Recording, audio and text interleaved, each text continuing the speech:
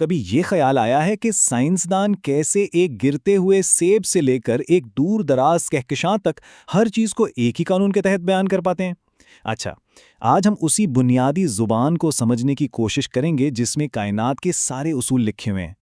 یہ واقعی ایک بہت بڑا سوال ہے نا؟ دراصل اس کا راز ایک منظم نظام میں چھپا ہوا ہے، ایک ایسا فریم ورک جو ہمیں کائنات کے کام کرنے کے طریقے کو سمجھنے کی طاقت دیتا ہے۔ یوں سمجھ لیں کہ یہ کائنات کو پڑھنے کے لیے ایک طرح کی کلید ہے۔ تو ساری بات شروع کہاں سے ہوتی ہے؟ ایک بہت ہی بنیادی سوال سے، ایک ایسا سوال جو سائنسی سوچ کے بالکل مرکز میں ہے۔ کیا کسی چیز کی پیمائش کی جا سکتی ہے؟ یہیں سے ہماری آج کی گفتگو کا اصل آغاز ہوتا ہے۔ ٹھیک ہے، تو آئیے ذرا اس پہلے اور سب سے اہم فرق کو گہرائی سے دیکھتے ہیں۔ یہ وہ بنیادی لائن ہے جو یہ طے کرتی ہے کہ فزکس کن چیزوں کا مطالعہ کر سکتی ہے اور کن کا نہیں۔ بالکل سادہ الفاظ میں یہی وہ چیزیں ہیں جو فزکس کا موضوع ہیں۔ مطلب اگر کسی چیز کو ناپا جا سکتا ہے، چاہے وہ میز کی لمبائی ہو یا چائے کے کپ کا درجہ حرارت، تو وہ فزکس کے دائرے میں آ جاتی ہے۔ اب یہاں ایک بہت دلچسپ بات سامنے آتی ہے۔ دیکھیں، ایک واضح لکیر کھینچ دی گئی ہے۔ فزکس کا تعلق ان چیزوں سے ہے جنہیں ناپا جا سکتا ہے، جیسے لمبائی، وقت، درجہ حرارت، یہ سب قابل پیمائش ہیں۔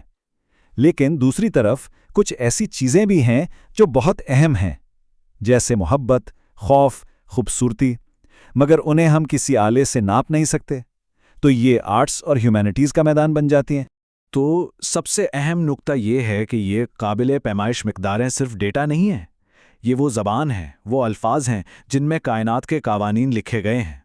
یہ حقیقت کے وہ بنیادی بلڈنگ بلاکس ہیں جنہیں ہم سمجھنے کی کوشش کرتے ہیں۔ تو جب یہ طے ہو گیا کہ ہم کیا ناپ سکتے ہیں، تو اگلا قدم اسے منظم کرنا ہے۔ آئیے دیکھتے ہیں کہ یہ نظام کیسے بنایا گیا ہے۔ اس بات پر غور کرنا ضروری ہے کہ سائنسدانوں نے جان بوجھ کر مقداروں کا ایک چھوٹا اور بنیادی سیٹ منتخب کیا۔ انہیں ان بنیادی اینٹوں کی طرح سوچیں جن پر باقی پوری عمارت کھڑی کی جا سکتی ہے۔ اس میں سادگی بھی ہے اور طاقت بھی۔ یہ ایک ایسی تشبیہ ہے جسے یاد رکھنا چاہیے۔ بنیادی مقداریں یہ فزکس کے بنیادی حروف ہیں جنہیں استعمال کر کے ہم فزکس کی زبان لکھتے ہیں۔ باقی ہر چیز یہیں سے نکلتی ہے۔ اور یہ ہیں وہ 7 بنیادی حروف فزکس کے حروف تہجی۔ بس یہی 7 ہیں: لمبائی، کمیت، وقت، درجہ حرارت، برقی رو، روشنی کی شدت اور مادے کی مقدار۔ ہے نا حیرت کی بات کہ پوری قابل پیمائش کائنات کو بیان کرنے کے لیے صرف ان 7 بنیادی تصورات کی ضرورت پڑتی ہے۔ باقی سب کچھ وہ بس انہی سے مل کر بنتا ہے۔ اچھا، اگر بنیادی مقداریں حروف ہیں تو اگلا منطقی قدم یہ دیکھنا ہے کہ جب ہم ان سے الفاظ بنانا شروع کرتے ہیں تو کیا ہوتا ہے، اور یہاں سے چیزیں واقعی دلچسپ ہونے لگتی ہیں۔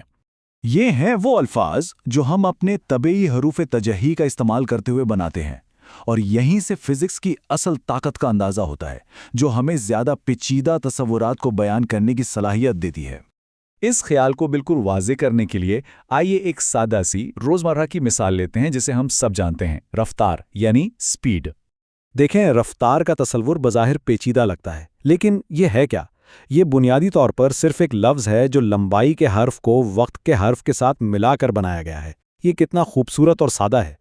اور اسی طرح بنیادی مقداروں کو ملانے کا یہ سادہ اصول ہمیں مسلسل پیچیدہ خیالات کو بیان کرنے کی اجازت دیتا ہے۔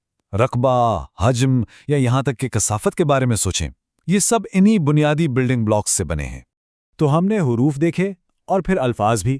اب آئیے ان سب کو ایک ساتھ جوڑ کر دیکھتے ہیں کہ یہ پورا نظام اتنا ناقابل یقین حد تک طاقتور کیوں ہے۔ یہ صرف کچھ تعریفوں کی فہرست نہیں ہے، بلکہ یہ وہ ڈھانچہ ہے جو پوری فزکس کو سہارا دیتا ہے۔ اس منظم نظام کے بغیر ہمارے پاس صرف بے ترتیب مشاہدات کا ایک بے معنی مجموعہ ہوتا۔ یہی وہ بنیادی زبان ہے جو سائنسدانوں کو بڑے بڑے پل بنانے سے لے کر خلا میں جہاز بھیجنے تک اور کائنات کے گہرے رازوں سے پردہ اٹھانے تک ہر کام کرنے کے قابل بناتی ہے۔ یہ سمجھنے کی ایک عالمی زبان ہے۔ اور یہ سب ہمیں ایک آخری اور سوچنے پر مجبور کرنے والے سوال پر لے آتا ہے۔